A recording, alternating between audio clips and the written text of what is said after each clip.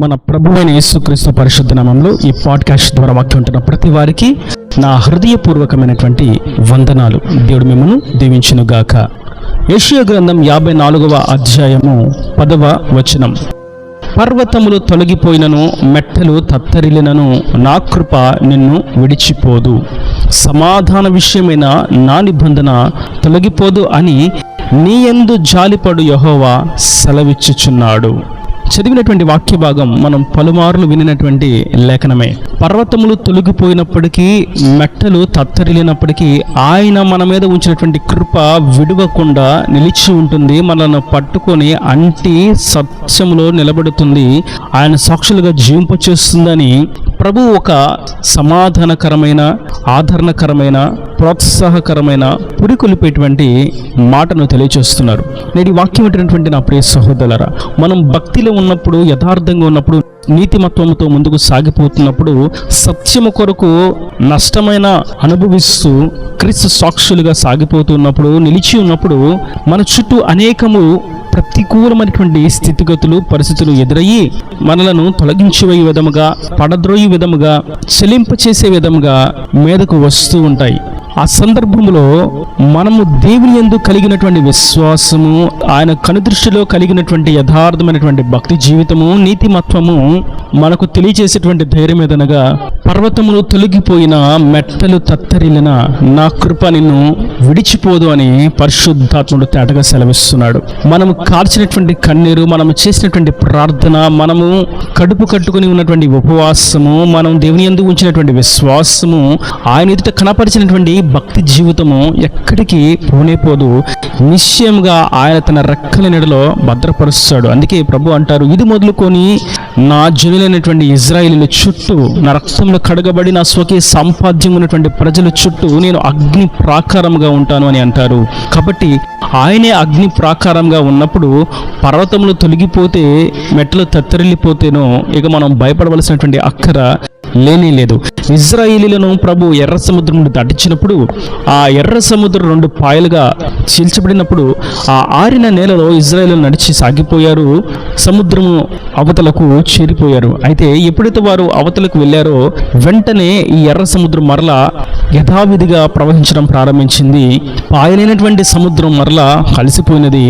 ఆ కలవబడినటువంటి ఆ సందర్భంలో శత్రు సైన్యము అందులో హరింపు చేయబడ్డారు, నశింపు చేయబడ్డారు.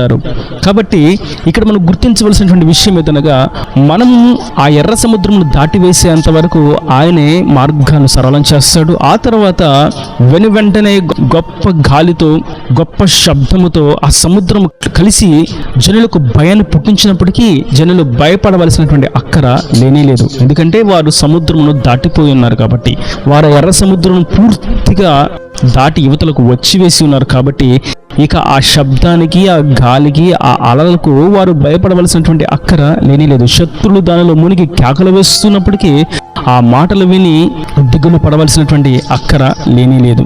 కనుక నేటి వాక్యం పెట్టినటువంటి నా ప్రియ సహోదరులారా, ఆయన అగ్ని ప్రాకారంగా ఉండి పర్వతంలో తొలగిపోయిన, మెట్టలు తత్తరిల్లిన ఆయన కృపను మాత్రం మనకు దూరము చేయకుండా తోడుగా ఉంచే దేవుడు. మరియు మనం ఆ వచనాన్ని కొంచెం మనం క్రిందకు చూసినట్లయితే 11వ వచనం, ప్రయాసపడి గాలివాన చేత కొట్టబడి ఆదరణ లేక ఉన్నదానా, నేను నీలాంజనములతో నీ కట్టడమును కట్టుదును, నీలములతో నీ పునాదులను వేయుదును, మాణిక్యమనులతో నీ కోట కొమ్ములను, సూర్యకాంతములతో నీ గుమ్మములను కట్టుదును, ప్రశస్తమైన రత్నములతో నీకు సరిహద్దులు ఏర్పరచుదును.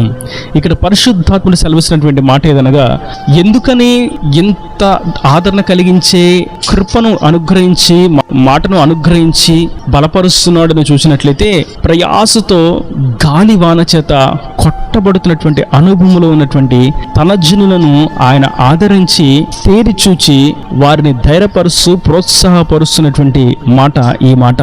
పలు విధాలైనటువంటి గాలులు, నిలువరమైనటువంటి స్థితి లేనే లేదు.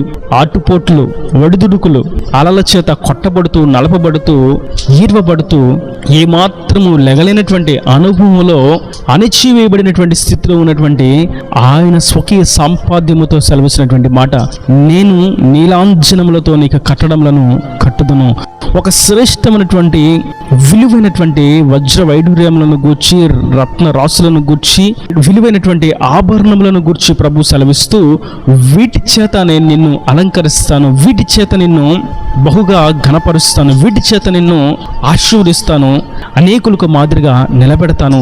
నేను ఒక వ్యక్తిని నిలబెడితే, ఒక వ్యక్తిని కడితే, ఒక వ్యక్తికి తోడుగా ఉంటే, ఒక వ్యక్తికి సహాయాన్ని చేస్తే, ఒక వ్యక్తిని నిలబెడితే ఏ విధంగా ఉంటుంది అన్నటువంటి విషయాన్ని అన్ని జనులకు ఒక సాక్షిగాను, మాదిరిగాను నేను ఇటువంటి స్థాయిలో నేను నిలబెట్టి చూపిస్తానని పరిశుద్ధాత్ముడు సెలవిస్తున్నటువంటి మాట.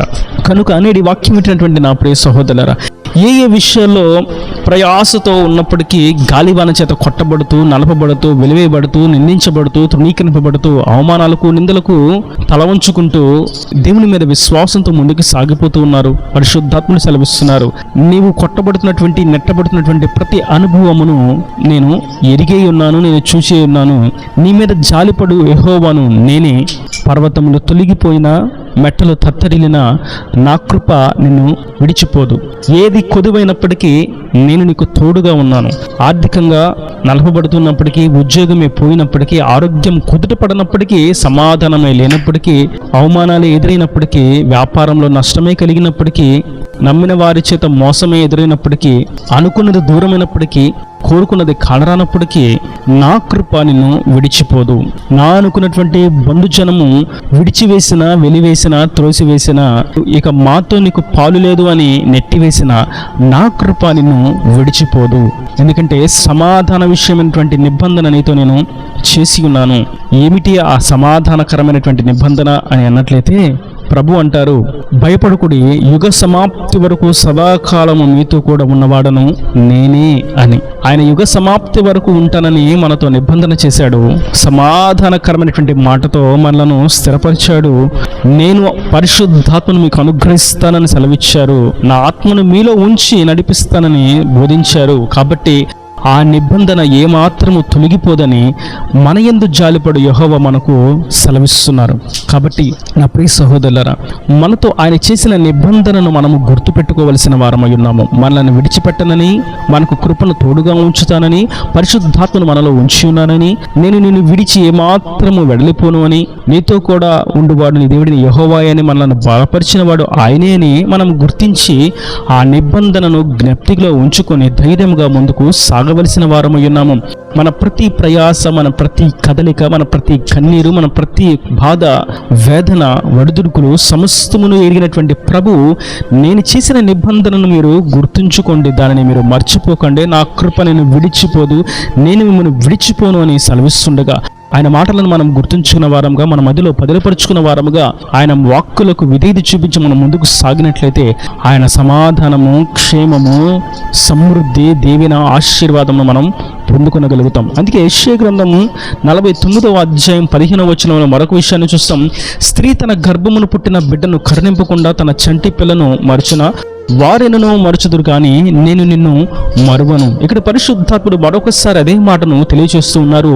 నేను నిన్ను మర్చిపోను. ఒకవేళ గర్భమును పుట్టిన పసిబిడ్డను, కడుపును పుట్టినటువంటి బిడ్డను తన తల్లి మర్చిపోవచ్చు, నేను మాత్రం నిన్ను మర్చిపోను. నీ ప్రార్థన వింటున్నవాడను, నీ భక్తిని చూస్తున్నవాడను, నీ యథార్థతను చూస్తున్నవాడను, నీ కన్నిటిని కవిలలో దాస్తున్నవాడను, నీ ప్రతి స్థితిగతిని ఎరిగినవాడను, నీ నిందలను, అవమానాలను నీ ప్రక్క నుండి చూస్తున్నవాడను నేను ఉన్నాను. నేను నిన్ను విడిచిపోను, నిన్ను దాటిపోను. నిశ్చయంగా నేను జాలిపడి వాడినై ఉన్నాను. నా నిబంధనను మీరు మర్చిపోవద్దు. చుట్టూ ఎన్ని జరిగినా, ఎన్ని విపరీతమైనటువంటి దుష్టక్రియలు జరుగుతున్నప్పటికీ, రకరకాల తెగుళ్ళే వస్తున్నప్పటికీ, కరువులే ఎదురవుతూ ఉన్నప్పటికీ, అర్థము కాని ఆందోళనకరమైనటువంటి పరిస్థితులే నెలకొనినప్పటికీ దిగులు పడక ధైర్యంగా నిలబడి ఉండుడి, నా కృప నిన్ను విడిచిపోదు అని పరిశుద్ధాత్ముడు తేటగా సెలవిస్తుండగా, ఆయన మాటలను బట్టి ధైర్యముతోనూ, విశ్వాసముతోనూ, నిరీక్షణతోనూ ఈ ఆత్మీయాత్రలో మనం ముందుకు సాగిపోదాం. దేవుని యొక్క రెండవ రాకడ కొరకు కనిపెట్టుకొని విశ్వాస వీరులముగా ఆయన నుండి నిత్యరాజ్యానికి వారసులుగా మార్చబడదాం. ఈయన దేవుని మాటల ప్రతి వాని హృదయంలో నిలకట్టి ఫలింపు చేయను గాక. ఆమెన్. God bless you. తలలో వంచి కన్నులు మూసినట్లయితే మీ కొరకు చిన్న ప్రార్థన. ప్రేమ స్వరూపీకరణ కటాక్షంగా నా తండ్రి, నా ప్రభు, ఈ వాక్యాన్ని ప్రతి వారిని మీరు నిండాలుగా దీవించండి, ఆశీర్వదించండి. పర్వతంలో తొలగిపోయినా, మెట్టలో తత్తరిల్లినా, ఎన్నో ప్రతికూలమైనటువంటి పరిస్థితులు ఎదురైనా, అనారోగ్యమే ఉన్నా, చుట్టూ ఉన్నవన్నీ ప్రతికూలంగా మార్చబడిన, ఆర్థికపరమైనటువంటి, ఆరోగ్యపరమైనటువంటి, కుటుంబపరమైనటువంటి ప్రతికూలమైనటువంటి స్థితిగతులు అనుభవిస్తూ నా కృప నిన్ను విడిచిపోదు అని సమాధానకరమైనటువంటి, ఆదరణకరమైనటువంటి మాటతో మీరు మాట్లాడి బలపరిచిన, ధైర్యపరిచిన విధానాన్ని బట్టి నీకు వందనాలు తండ్రి. వాక్యాన్ని ప్రతి వారిని మీరు ఇంకను నీ ఉద్దేశానుసారంగా నీ నిబంధనను అనుసరించి మీరు చేసిన ప్రతి వాగ్దానమును నెరవేర్చి నీ సాక్షులుగా జీవింపచేసి అనేకులు ఆ ఆశీర్వాదం చూచి నీవు త్రిప్పబడినట్లుగా కృపదైత్యమని ఇంకా ప్రతి అవసరం అక్కరు నీ మేమిషులు తీర్చి నీ రాకడ రాజ్యాన్ని సిద్ధపరచమని యేసు పరిశుద్ధ నామమున ప్రార్థించి వేడుకుంటున్నాను తండ్రి. ఆమేన్. ఆమేన్.